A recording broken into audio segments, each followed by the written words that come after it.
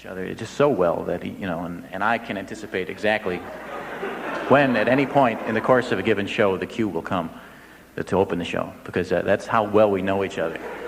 And I'm not just saying that about Steve, because I know the whole crew this well. I mean, we have developed, on this trip alone, the camaraderie. Well, just last night at the bar, we developed such camaraderie that they almost threw us out of the bar. And so I know that I can trust Steve over here to give me the cue. And then when I receive that cue, then that's exactly when we start the show, because otherwise the affiliates wonder, what the heck, doesn't he know he's on the air or something like that? And you wouldn't believe how excited they get. Like, we get phone calls from these people, the guys at the uplink, and they would say, did you know that you weren't, that you were on the air? And actually, we came in late on this, and we didn't give the official intro to the show. And isn't it true, Jim? It is true. Yeah. It's happened to us all the time, all down the line. So I want to thank you for being here, and of course, so just sit in your seats there, and we'll just wait for the cue. There it is. Well, it's kind of a strange thing. I'm back in Wisconsin and thinking about the show, mentally preparing for it. I started to talk like I was from the hills. In fact, I was driving my wife a little nuts. In fact, I told my wife to cook me up a mess of greens and side meat. Some powerful, good pot liquor is what I was looking for there. And she just about busted me upside the head, as a matter of fact. And, well, what do you know? From Carrington Auditorium on the campus of Southwest Missouri State University, Springfield, Missouri, it's What Do You Know with Michael Feldman from National Public Radio. That's John Toulings at the piano and Jeff Eckles on bass, along with Marty Morrison on drums, and I'm Jim Packard. In this hour of What Do You Know, America's favorite janitor, the What Do You Know quiz, and the hotline. What Do You Know is made possible by a major underwriting grant from the Pillsbury Company, featuring Pillsbury's best, including Pillsbury soft breadsticks, all-ready pizza crust, and refrigerated biscuits, available in your grocer's dairy case. Now, the man fresh from 12 hours in a van, Michael Feldman.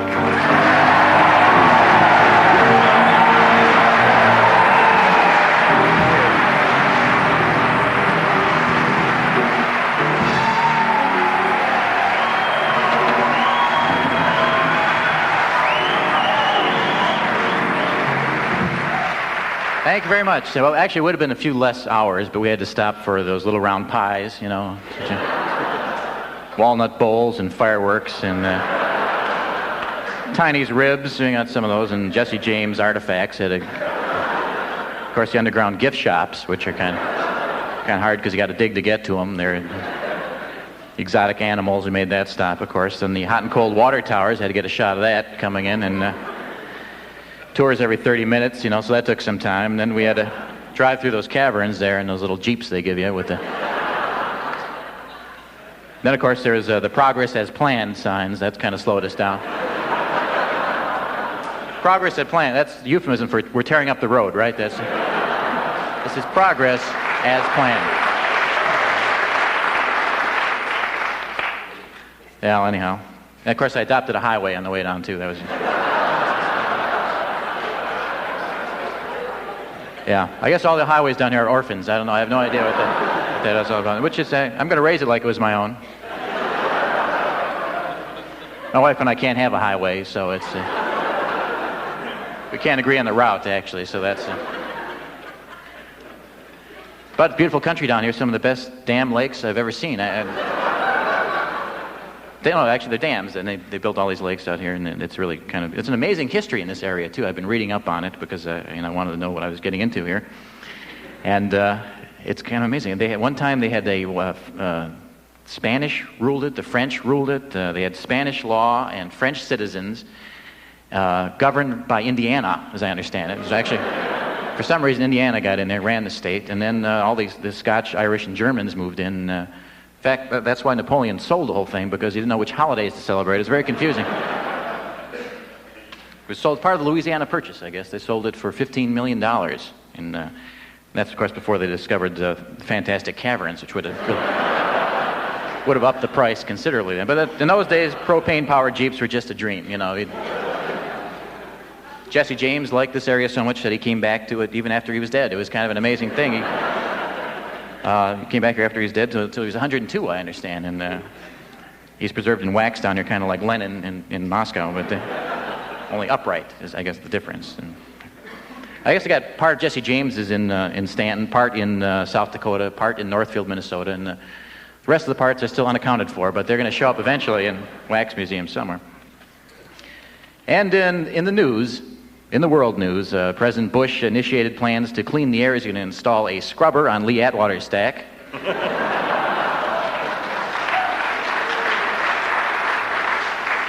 There's some talk now of appointing Dan Quayle, the airhead of this project. Clean air. I mean the head of the air thing. Of course, part of this clean air thing is is using corn as fuel, and I guess they've been doing that in the hills here for years now. And so Ozarks, it could be like OPEC down here as far as the corn fuel. There's enough fuel here to make us energy independent, I think, for the next 2,000 years. And Wisconsin, we're pretty excited about it too, because we got the cow methane thing there, and we're working on that as a fuel. A few technical problems with it. You got to figure out how to strap the Holstein to the luggage carrier. That's it. We're working that out. And which way to face it. That's going to.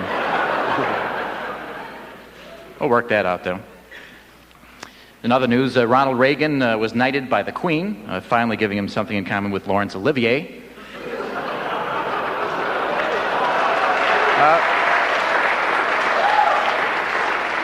All right, King's Row was a good movie. That's one. Of course, in this country, we have no equivalent to being knighted, except we can be Bobby knighted, which means having a chair thrown at you. And they still hope to put Mr. Reagan's head on Rushmore. There's just a problem of reducing it to the proper size. So we're.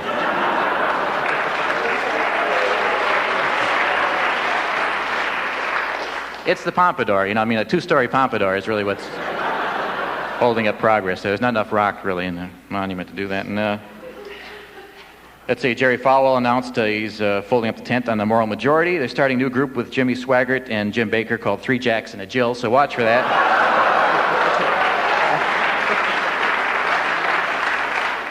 And Imelda Marcos has an album coming out called Lady Sings the Shoes.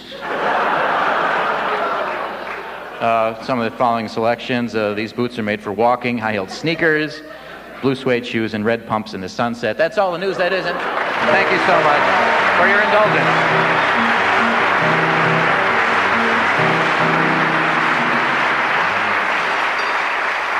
Well, it's great to be down here in Missouri, and it'll be a really wonderful audience. People have been so kind to us down here, feeding us all this cashew chicken, which is the native dish down there. I didn't realize that. I don't know. I guess the French brought that with them, apparently. And the gentleman that everyone knows here, Johnny Mullins, is joining me now here at the theater. And Johnny is a country songwriter, singer, well-known, has written many country hits, Blue Kentucky Girl, among them Success, Move Up a Little Closer, songs that you're all familiar with. Johnny, nice to have you here with us. Good to be here, Mike. Pleasure to have you. And also the book of your life is out now, America's Favorite Janitor. I wanted them to call it The Precinct's Favorite Janitor, but the author and publisher wanted the titles. And this is by Heno Head? Heno Head Jr. Jr. Emmy Lou Harris wrote the foreword on that. Yeah. Now, how long have you been writing songs, Johnny? Oh, ever since I was just a small child. So when you were a kid, you were writing songs. Did they just come to you as you were playing, or what was the inspiration when you first started writing them? Girls. Now, your wife is right down here, so I won't ask you if that's still the inspiration. Well, I wrote, in fact, songs that I got recorded in later years, most of them I wrote in the hills where I was raised. Then I wrote some in hills where other people were raised, and I wrote some in hills where there were no people. But they were raised there.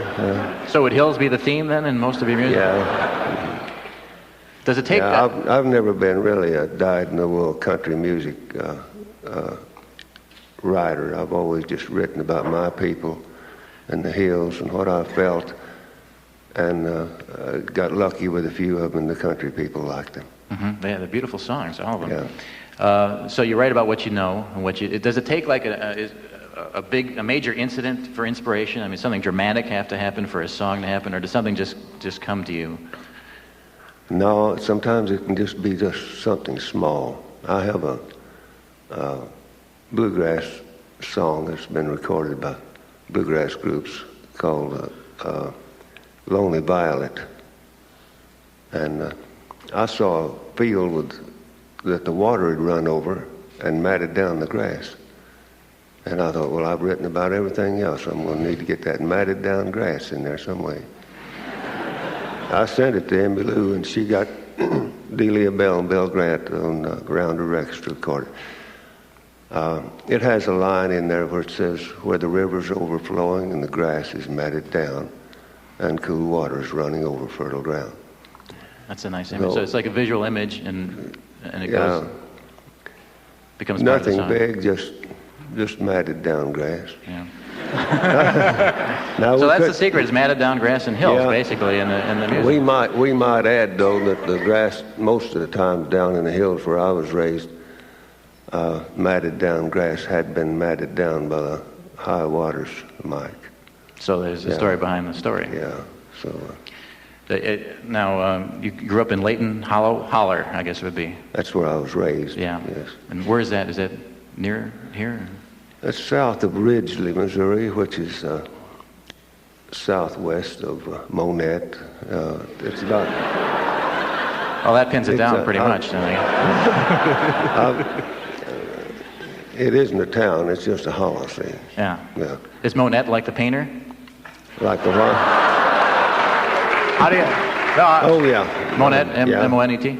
It's south of Monette. Yeah. It's one of those places where you can't leave town without crossing the city limits in any direction.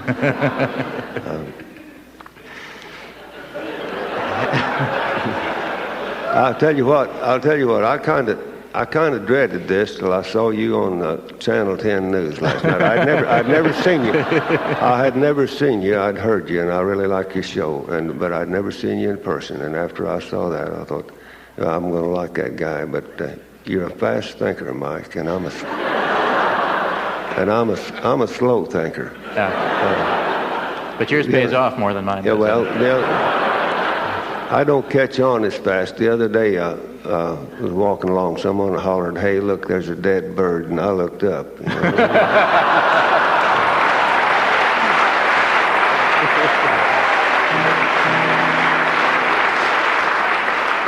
Now, tell me about songwriting as a career. Now, you worked as a janitor for, 30 years, 20? Almost 30. Almost 30 years. You didn't go Hollywood on this after you had your first hit. You could have gone to Nashville. You could have gone and hit the road and played gigs every night. Oh yes, I could have gone and done that. Probably wound up with about my 10th wife and been on drugs and alcohol. But I wanted to stay with what I had. Sounds good to me. I don't know. What about that didn't you like? I guess.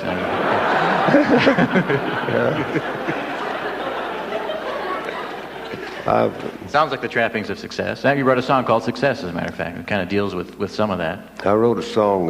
Loretta Lynn's first #1 hit was a song called "Success." I had originally called it "Success Has Made a Failure of Our Home." I thought that was real deep and intellectual. The producer didn't, so he shortened it down to one word. Success. That's a beautiful song. I know Graham Parsons did that too at one time, I believe. And my first hit was "Company's Coming." We got company coming up the road, recorded by Porter Wagner. Mm-hmm. That song's done in every country in the world except by the headhunters. And they're after you anyhow, right? Hey, that wouldn't be a bad song for the headhunters. We got company coming up the road, you know. Success has made me a headhunter out of you, or something. Yeah. Well, now, at one point I was reading some of the things you've written about writing songs, and you said the thing is not to be obsessed about songwriting. No, have another. You've heard that phrase, "Don't give up your day job." I hear it a lot, yeah. I did. Yes. I stayed with mine. It isn't one big overnight success, songwriting. Isn't. You'll have a big hit and make a few $1,000s and then go 10 years without getting another hit. And that money won't last forever. I've always been kind of a family man and looked out after my family. And so I saved my money, part of it. What my wife didn't get and the kids talked me out of. But are you still driving the 52 Plymouth, or is? No, I still have the same wife and the same house, same neighbors. but I had to get a better car. I have an 82 Impala now.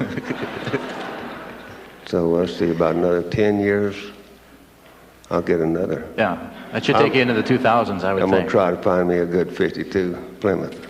Kind of missed that car, huh? Yeah. That fluid drive on that, didn't it? 52? I think so. Dynamic fluid drive, I think. We had one of those, too, at one point.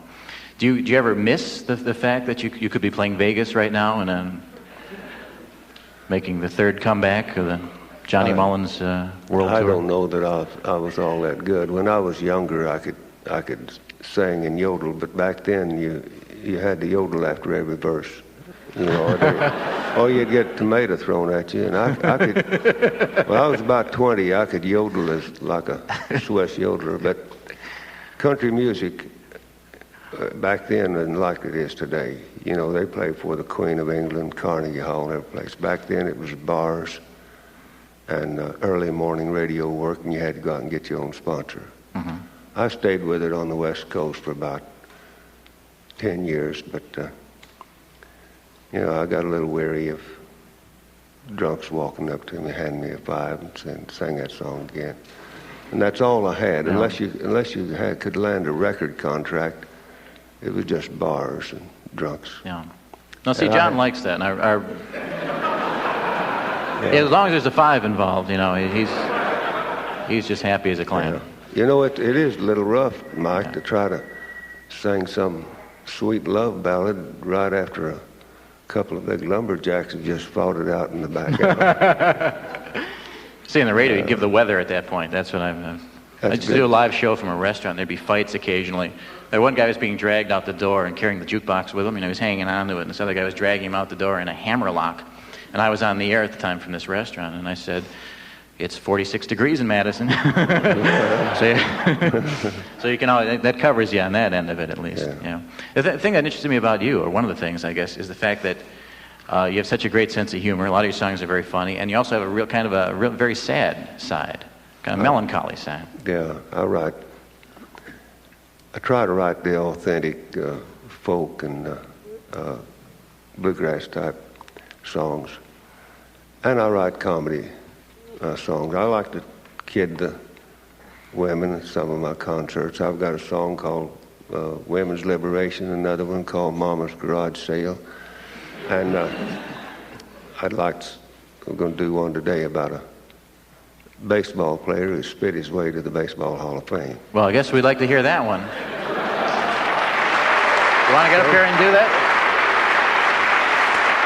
I'm going to set Johnny Mullins up here about a baseball player who spit his way to fame. Just take a minute here to set him up on stage. This is live radio at its livest.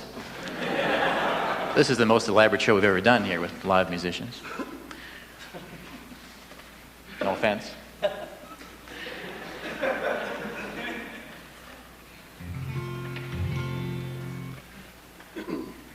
I've never done anything before a college group before, so I hope you college people won't mind if I lean over and clear my throat. Could be worse. I used to lean over and spit, and they broke me right. I was sitting watching television one night and watching a baseball game, and I thought, you know, I've written about everything under the sun, but I've never written a song about baseball. I watched one player spit 15 times in one inning, and I thought there's got to be a song in there somewhere.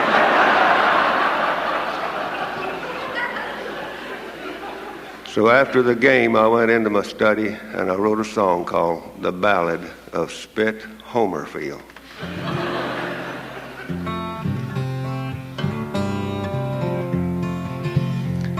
From the hills of Alabama and the fields of sugar cane to the bright lights of the city and the Baseball Hall of Fame, he walks out of the bullpen and the girls begin to squeal. And the men folks know there never will be another Spit Homerfield.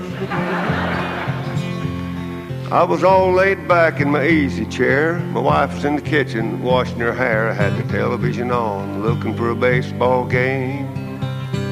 They made the station break and some guy showed me how to eat a hamburger on live TV. Then, man, I like fainted when I heard the name. I knowed the boy down in Alabama. Saw him pitch his way out of many a jam. He had a good right arm and the kid had lots of speed. I knowed he was a hitter with a lot of savvy and a pretty good spitter when he had the salami. And I told everybody he's headed for the big league. He was quiet and shy, didn't holler very loud, but he was learning how to please the crowd, and especially his old pappy who had raised his son. Just to hang in there, not be a slacker, but he whooped the boy for chewing tobacco. So from that day on, the kid chewed a wad of gum. I turned the TV up a little bit when the man with the mic introduced old Spit, and the crowd went wild just like I know they'd do. Then I watched the man with the mic in his hand lead a proud old daddy out of the stands and took him to a glassed-in cage for an interview. First bat he ever owned was a butter spoon, and the baseball diamond was a living room, and his mommy was a referee. She hid in the hall. She used to get mad as an old wet hen and hit me on the head with a rolling pin and run me all over the house and down the hall. You could teach your son how to run and hit, but you take him outside when he needs to spit. I've had it up to here. I ain't telling you this no more. I'm through with all this running and hiding, cooking your meals while slipping and sliding. I fell 3 times. I fell 3 times today on the kitchen floor. But Mama's changed since the way back then. She's proud of her boy and she'd do it again. Mama's here tonight, sitting out there right now. She's the gray-haired lady with the bulge in her cheek, peeking around, kind of shy and meek and chewing her cud, sort of like a contented cow. From the hills of Alabama and the fields of sugar cane to the bright lights of the city and the Baseball Hall of Fame, he walks out of the bullpen and the girls begin to squeal. And the men folks know there never will be another Spit Homerfield.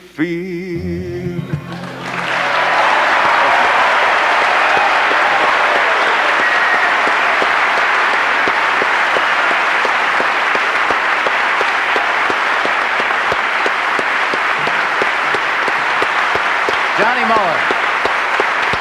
Johnny, thank you.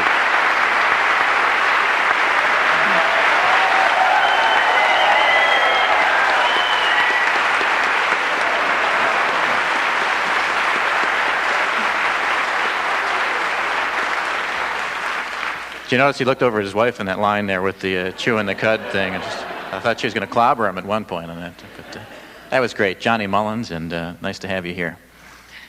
I all enjoyed that. Of course, I did get a little phlegm in the course of that. But you know, it's almost impossible not to go all the Spit references, really. That's Johnny Mullins. America's Favorite Janitor is the book about his life. And also he has a novel he wrote, a Western, called Teacher Wade's Last Gunfight. Johnny Mullins, so you might want to check that out as well.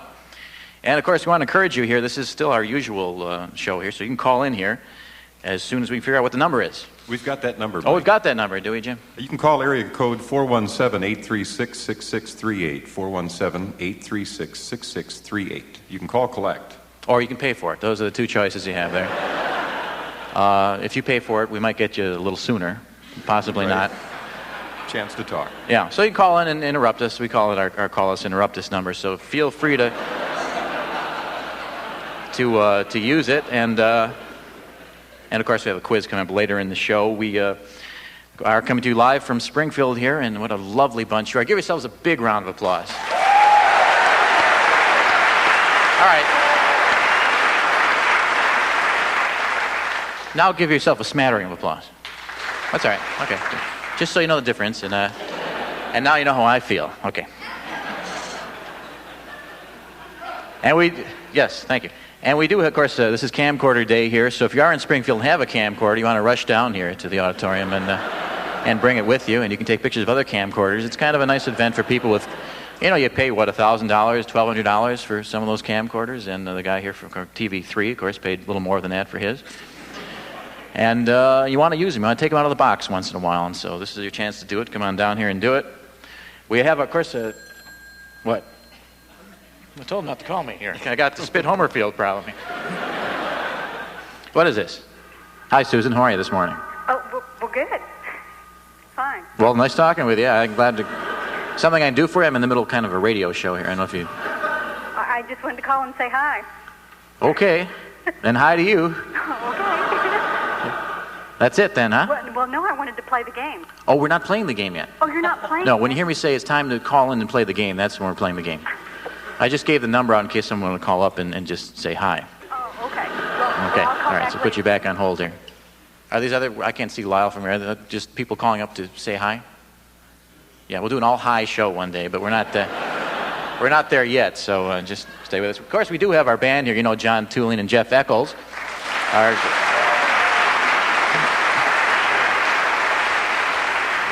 Joined by Marty Morrison on drums back here. Marty, are you from Springfield? No. Where are you from? Hannibal, Missouri. From Hannibal, Missouri. And nice to have him here. And you guys actually rehearsed together for this? Yeah. Really? When did you have the time? Huh? Well, this morning when we got here. So that's not a long rehearsal then. It would have been maybe, 10, 15 minutes? Well, we had a meeting yesterday. A meeting? Yeah. Well, what'd you talk about? Oh, the weather and stuff like that. Yeah. You were pretty silly last night, John. I was? Yeah. I'll tell you about it sometime. What are you going to play here, this first tune? This is called The Maze. The Maze.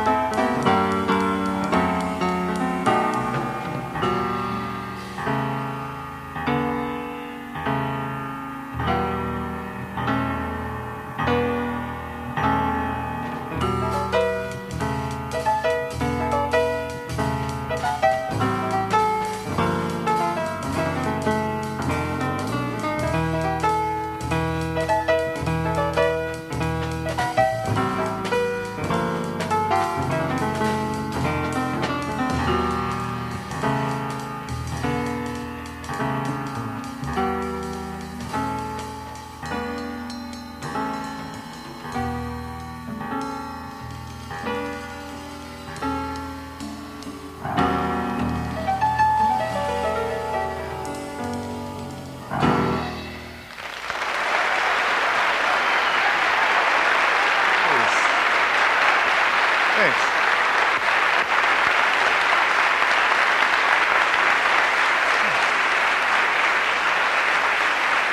Marty Morrison on drums, Jeff Eckles on bass, John Toulings on the piano, and they'll be back in the course of the show, so don't applaud too much. Save it. We've got a great audience here, and go and look through it. Here's someone reading an Archie comic book.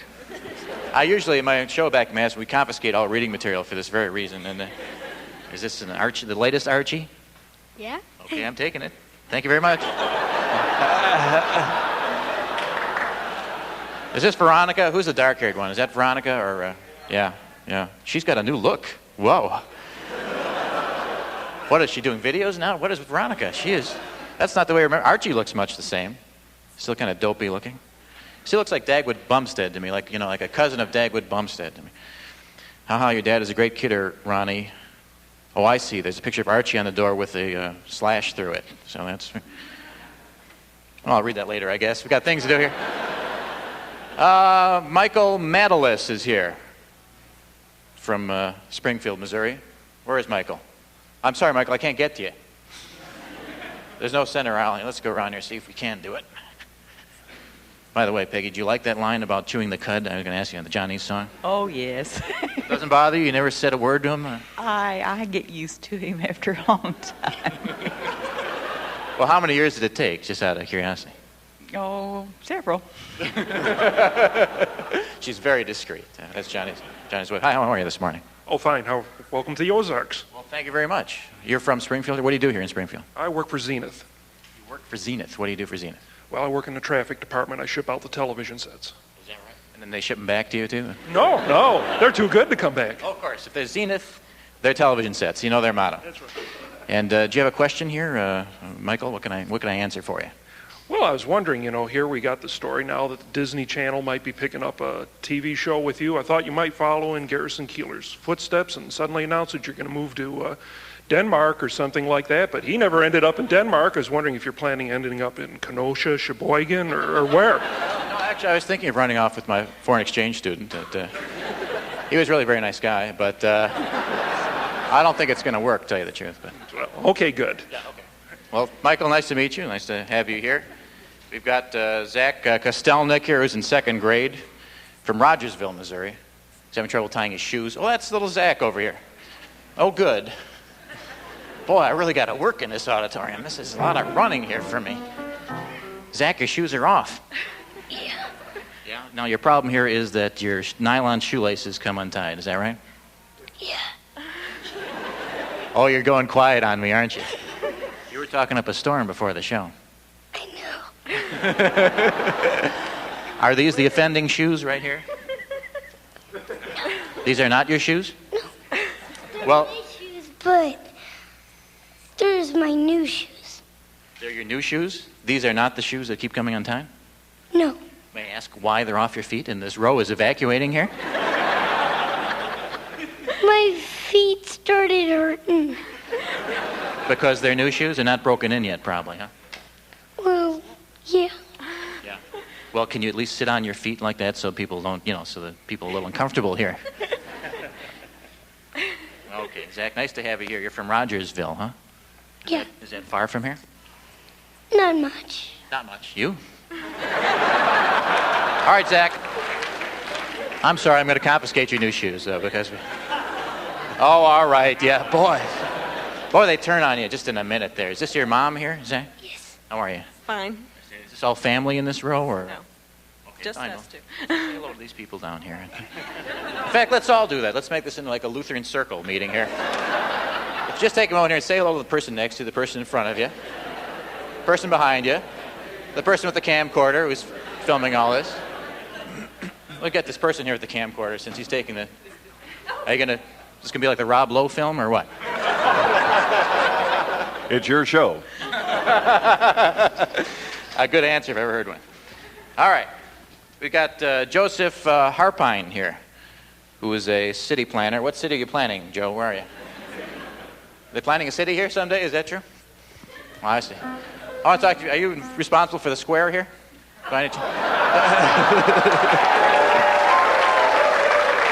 No, I don't mean to say anything, but it seems a little quiet on the square. That's true. They closed it up for a while. Yeah. Now we're opening it back up. Well, I think it's a nice idea for a pedestrian kind of mall there. My idea. The thing you want to do in a business district is to drive out the businesses. I think that's number one, and then That's true. and then maybe who knows, something else will move in there. That's true. Yeah. So, what do you plan exactly?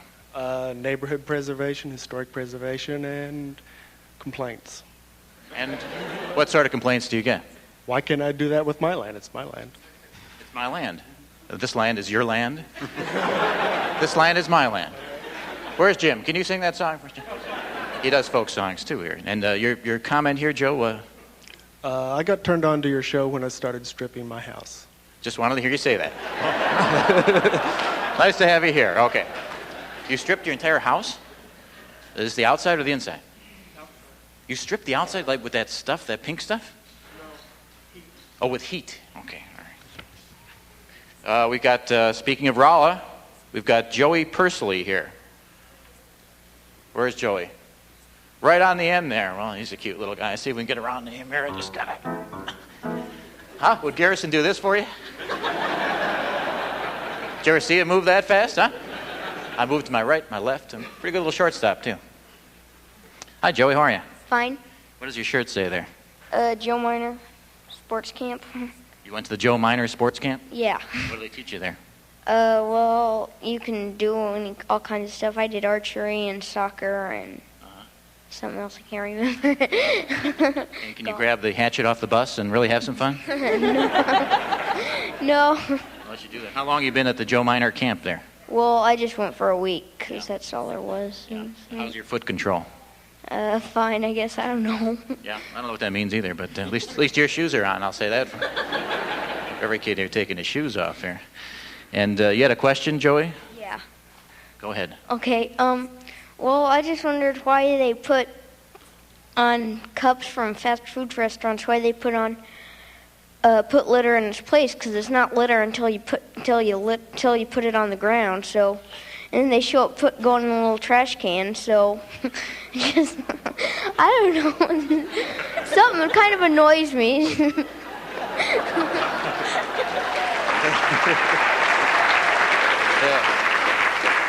So it annoys you because it's not litter until you litter. Yeah. And then it's litter. It should be something else before you litter. Yeah, it's trash before you litter. Oh, it's trash before you litter? Well, it's trash after you litter too, but it... Oh, whatever. No, go ahead. I think you got something here. Okay, well... When is it rubbish and garbage then? Well, when it's well, I don't know, but it's rubbish and garbage after it's been used. But what I'm trying to say is, it's not litter until you litter with it, and it shows putting it in the trash can, so... They mean put it in the trash can, but that's not what they say, so I don't know what I'm saying, but...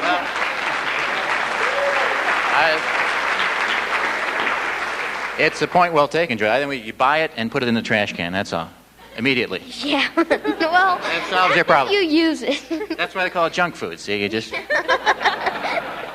Joy, nice to have you here. Okay, thanks. Is your sister here, too? Yeah. Oh, I'm sorry. I'm sorry, but it's not my fault, you know. I think... What's your name? Annie. Annie, do you get along with Joey here? Sort of. Yeah, he seems to be annoyed about little things a lot. Yeah, I guess so. He's kind of sensitive about certain things. Yeah. What's the most annoying thing he does to you? He makes weird little noises. Can you make us I don't know if you do requests, Joey, but can you make a weird little noise for us? I know. Here, I'll try. Okay. Okay. How old are you, about 12 or something? No, I'm 10. 10. Well, you got 2 years, you really hit your peak of annoying noises. Reminds me of a kid who used to sit behind me my entire grade school career, made upset stomach noises. You know how upsetting that is? Because you really think it's you, and it's bad. Dina Wolf, lingerie and baseball card sales. It's a diverse community we have here in Springfield. The same people buy lingerie and baseball cards, I wonder. Where is Dina Wolf? Where? Over there, yeah. Okay, Dina. Are you wearing baseball cards by any chance? How are you, Dina? I'm fine. How are you? Fine, thank you. What's moving in baseball cards and lingerie these days? Jose Canseco and silk boxers. I'm being topped by 10-year-olds here, lingerie saleswomen, and everyone else. Do you ever wear silk boxers? Is that big now for men? Or Sure, they feel really good. Okay, I really can't deal with that. I feel I could explore that, but you wouldn't like it probably, and I don't want to get ridden out of town on a... Mary Graves is a hotel concierge. That's good. What is a hotel concierge, Mary? Yeah. Do you know what you are? Because I don't. Okay. What's a concierge? Is there a female word? Is that the female or the masculine? It's the female. Yeah. So you wouldn't be. It's both. The concierge applies to either female or male. I mean, what the heck do you do? Is what I'm saying. I take care of hotel guests that stay in our hotel. Well, that's never happened to me in any hotel that I've been in. So you bring around the baseball cards and the lingerie, is what you're saying? Something like that, but you didn't stay at our hotel, otherwise you would have been well taken care of. They give me, I take. You know, I don't. Well, I had a waterfall outside my door. Do you have that at your hotel? No, we don't. So you would have slept well. And I don't know if this is important, Mary, but I'll let you ask it. It's not important. Okay, well, forget it. There, we'll just... There you go. You can take the pieces back with you. Just a little souvenir of the show. We probably should be running along here, right? Because time is running out. We got to get to the What Do You Know quiz. As you know, this is a general knowledge quiz. Before we can get to the first quiz, though, we have to hear the 4 disclaimers. This tells who and who cannot participate in the quiz. And I forgot who I gave them to, but he just reminded me. And with the 4 disclaimers, pardon me, today is... Mark Hannum. Mark, you from town here? Yes, sir. Okay, Mark, would you do the honors, please? The 4 disclaimers. Number 1, all questions used on What Do You Know have been painstakingly researched, although the answers have not. Ambiguous, misleading, or poorly worded questions are par for the course. Listeners with a pipeline to the truth should get their own shows. Number 2, my cashew chicken can beat your cashew chicken. Number 3, persons employed by National Public Radio or its affiliates who wish to compete should think about the private sector. Listeners who have won recently should sit on their hands and give somebody else a chance for a change. Number 4, all opinions expressed on What Do You Know are unsubstantiated and ill-advised. Surprisingly, they are not those of public radio, its member stations, or its lackeys. Anyone who says otherwise is itching for a fight. Well done. Thank you. All right, let's do it.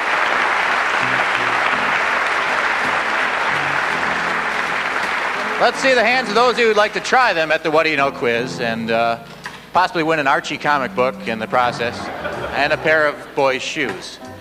All right, now as you know, it's a general knowledge quiz, chance for winning fabulous prizes simply for knowing who you are, what you do, and what you've learned over the years. Now you look so bright and well-educated and eager to go here, and why do you want to play this quiz? Because I'm the best one here. Well, we'll just go on to someone else here then. Because that would be unfair competition if we just pick the... I really, I don't mean to... What makes you think that you're the best one here? Oh, well, just because I'm me. Well, I really can't pick this.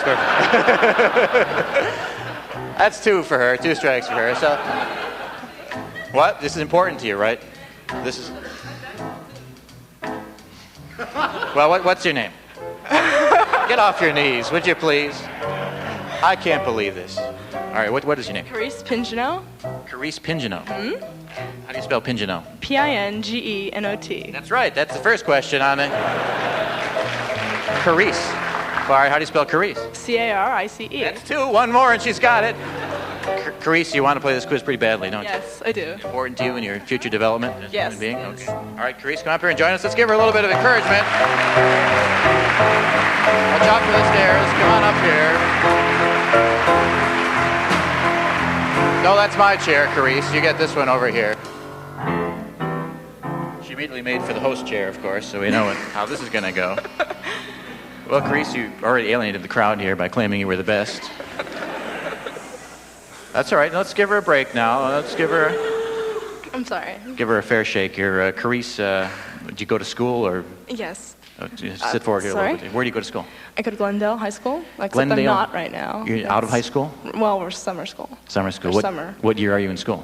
I'm going to be a senior. You're going to be a senior. So the next year you don't have any school classes necessarily at all, right? You just kind of... Well, Senior slump, I think they call it. Right. Yeah. I only have 4 classes, so... Yeah. 5 classes. 5 classes. Is there something in school that you're particularly good at? Nothing in particular, just school. Well, how'd you get to be the best then, if you're not good at anything? Oh, just because I am. Just because you are? Just because I am. Let's talk self-image here for a minute. Is it possible? It's possible we have a slightly inflated self-image? Well, I thought it would catch your attention. Yeah, well, it was an intention to get it. I mean, there's anything you like about school? I mean, is there a subject that you're good at? Or? I like English. Like, can you speak it like a native? I do. I've been speaking it for years. Yeah, well, that's good. So that's a start. You think you're going to teach, or are you going to go on to being the best at something else? Yeah, the best in something else. Okay, well, Carice, that's fine. And are you from town here? Is that in town? Springfield. Okay, so you know how this works, Carice? Uh-huh. Someone out there plays along with you by calling this number. They call us, Mike, at area 417-836-6638. Kind of got the spit Homerfields there, huh? Beg your pardon? A little bit there. I'm sorry, what's the number again, Jim? It's 417-836-6638. Okay, so you can call us collect, or you can pay for it, and your odds are about even either way. So give us a call here, and here's the qualifying question. If you can answer this, then you get on. Here's the question. In Missouri, what is greens and pot liquor? Greens and pot liquor. If you think you know that, answer that question. I'm real curious about this. Give us a call here. What was that again? Area code 417-836-6638. Is that the number? That's the number. That's the right one. Give us a call here. Pot liquor, basically, is what we want to know about. Or greens and side meat, I guess, would form your pot liquor. And we want to know what the heck that means. If you know, give us a call here, and we'll see what we got. We've got Jim. Are you calling from your van, Jim? Hello, Jim. Are you there? I guess he was in his van, and he's left his vehicle at this time. Okay. Akshay. How are you? I'm fine. How are you, Michael? I'm fine. You're calling from Minneapolis? That's correct. So, of course, you would know what greens and pot liquor are out there. It's a Norwegian specialty. I don't have the foggiest idea. You don't have the foggiest idea? But I will give it a try. Okay. Is it something that you eat? Well, you know, that's a good answer there, but I'm afraid it's a little general, so we're gonna have to pass you on that one, Akshay. All right. But thanks for trying. Thank you. Okay, from Minneapolis there, and I guess he's not quite familiar with the dish. Maybe Lawrence, Kansas is the answer. Hi, Nancy. How are you this morning? Hi, I'm great. How are you? I'm fine, thanks. What do you do there in Lawrence, Nancy? I work up at the University of Kansas. What do you do for them?